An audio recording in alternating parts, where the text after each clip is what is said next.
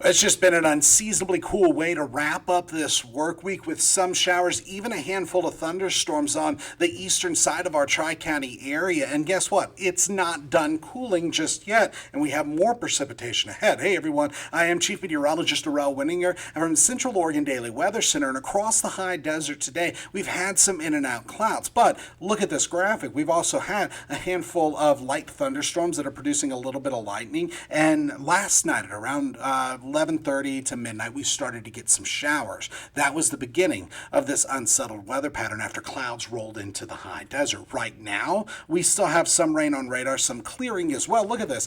Through the Cascades, we do have some precipitation falling. Across the rest of Central Oregon, a mixture of clouds and clearing. And through the next couple of days, this pattern continues, including our cooling trend. And so when we just look at road conditions at the moment, it looks like it's a little damp out in La Pine. Some of the roads, you could actually see some shadows on Lake and Sisters, indicative of that sun shining through our clouds for parts of the high desert. Now, with satellite and radar, we're seeing several different things. So let's take a tour. Let's work our way through the high desert. In the Cascades, there are some showers. Now, the mountains are really absorbing a lot of the moisture with this system that's impacting us. Across our Tri-County area, we do have in and out clouds. So some parts of Central Oregon are sitting under that sunshine. But look at eastern Oregon, between Grant and Wheeler County through John Day all the way up to Baker City, and it looks like about halfway between Burns and Ontario there is a cluster of scattered thunderstorms that are producing a lot of lightning in some locations, and that's something we're going to continue to track. But all of these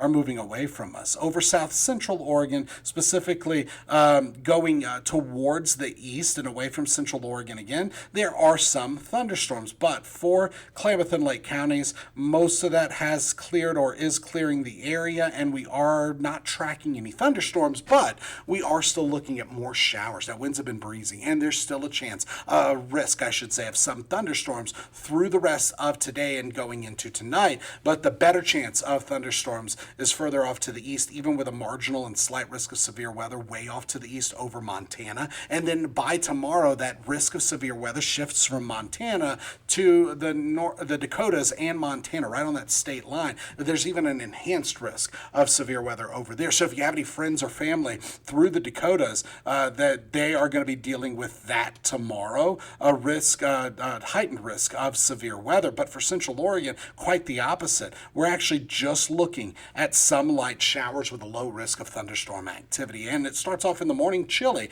then in and out clouds are expected. During the midday and afternoon hours, that's when we could catch some showers. Also, it is not warming up very much at all. So when we look at the bigger picture, we were just actually looking at satellite and radar. That satellite was a blend of visible satellite and infrared imagery, and basically it shows all of the possibilities, all the ways to look at where the cloud cover is, except for water vapor, and we're about to get that. But this one is just infrared satellite imagery, and infrared looks at the color of the top, or it looks at the temperature at the top of the cloud and assigns it a color. The brighter colors the taller the clouds, and over Central Oregon, it's just some hit and miss cloud cover. It's not even much to worry about. Where we even have some thunderstorms, they are shallow, not a lot of vertical development, but some of those could produce some abundant lightning. Meanwhile, it's a little breezy. You can tell that because of those pressure lines. Those isobars are stacking up a little bit. When they tighten up, we call that a steep gradient. And around steep gradients, you typically have those stronger winds. Now, there's a broad ridge of high pressure out over the Pacific Ocean, and this high is going to eventually be the feature that drives our weather pattern, just not until we get to next week. And when we look at water vapor imagery, it's very dry air mass over Central Oregon. So even where we have some of those showers, those handful of thunderstorms, we're not actually looking at much in the way of rain reaching the ground, except for right under that thunderstorm. Now, a quick look at a forecast model. This is a high-resolution model, one that we don't always use on air, but it really helps paint a picture of what's happening. A few thunderstorms are going to be possible, but none of them really getting around Prineville. And what that means for us is if you're headed out to the Crooked River River Roundup, it looks like some showers are possible, but any lightning should be well off to our south and to our east. And then through Saturday, during the midday and afternoon hours, that's when some showers are possible, but the mountains are just absorbing most of that moisture. And by Sunday, more sunshine than clouds. And so we are still in an unsettled weather pattern. The very dry air mass over central Oregon is absorbing a lot of that moisture. And in the last couple of hours, we've seen relative humidity values pick up in Sisters, Lapine, Sun River. That's where rain is really starting to reach the ground. For the rest of us, still dry. And that means a little bit of virga. And that's some bad news if you're following the drought conditions or you have any interest in agriculture.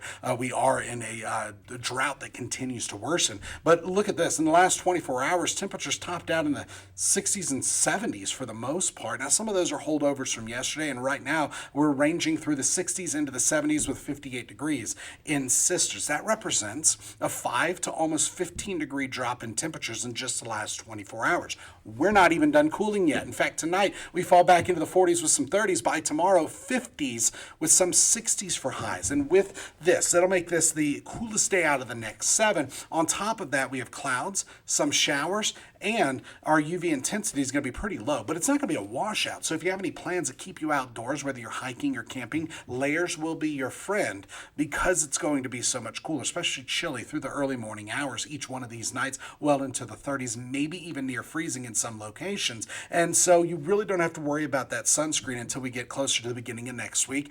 That's when the UV intensity cranks up. And here's what's driving this. There's a low pressure that's over the Pacific Northwest. This is the same one that just a couple days ago was over the Gulf of Alaska, and that brought the Pacific moisture into the region. Now another one's already forming, but it's going to be much weaker. So Saturday, highs in the 50s and 60s, some showers. By Sunday, that second low starts to roll in. Not as rich when it comes to moisture, not as much moisture with this system. So it's not going to bring much at all in the way of precipitation, just in and out clouds. Temperatures bump into the 60s. By Monday, 60s and some 70s, high pressure starting to build into the region. That is going to bring more sunshine. So between now and Monday at 11 p.m., the mountains absorb most of this moisture. Temperatures get much cooler, well below the average high of 81. In fact, 20 or more degrees cooler than it should be for this time of the year. We get close to average by Wednesday of next week, but still near and below average for this time of the year. It should be in the low 80s. We'll be in the mid to upper 70s. And our forecast model, this is the forecast model that we use typically every night on air. I'll show you the long-range forecast model next because another system is expected next Thursday. So when it comes to precipitation, this one actually picks up that rain chance on Saturday, but I think it's overdoing it and it's overplaying its hand through Saturday and Saturday night. However, some cascade snow is expected, and then we start to clear out, especially late Monday going into Tuesday. So let's look at the long-range forecast model just to compare the two, and it does show that a lower chance of rain on Saturday and through Saturday night. By Sunday and Monday, more cloud cover or more sunshine than cloud cover, but watch what happens once we get to the middle of next week. More in and out clouds are expected, and then here it is. There's our next chance of some showers. It's not going to be widespread. It's going to be scattered again, but enough to bring another dip in temperatures before clearing on Friday and Saturday. So between now and Monday at 11 p.m., some of us don't even get wet. Others catch some showers with a little bit of snow in the Cascades. It's not even worth getting excited over. Now, when it comes to wind gusts, right now, 25 plus miles per hour coming out of the west. Actual wind speeds are more like 10 to 20 miles per hour, and we're in that range, that peak range that we're looking at through this afternoon. That starts to taper off tonight, but still a little breezy at times. Look at this, Saturday and Sunday, those stronger winds stay in the forecast during the midday and afternoon hours. But for tonight, 40s with some 30s. Let me back up. A few spots in our higher elevations could actually be reaching near and below freezing, but it's going to be very few spots that get to that. By Saturday, 50s and 60s. Some 60s are expected for highs, but man, it's just going to be unseasonably cool. Then we're back into the 70s Monday, Tuesday, and Wednesday. The warming trend slows down Thursday with that chance of some showers, then picks back up with the end of the work week. So your weather headlines for this Friday, June 26, include weekend weather reset, really falling back to a springtime feel. Saturday, rebound begins on Sunday, but it's going to be a slow burn. We're looking at gradually warming conditions through next week. As of right now, a handful of thunderstorms over eastern Oregon, a few sprinkles down the 97 corridor. And that's about it. We are looking at more showers through the rest of this evening and tonight, but that is the latest in weather. Join us tonight on Central Oregon Daily News with the latest headlines and your most reliable forecast live from the Crooked River Roundup for the evening lineup. It's going to be fun. We'll see you then.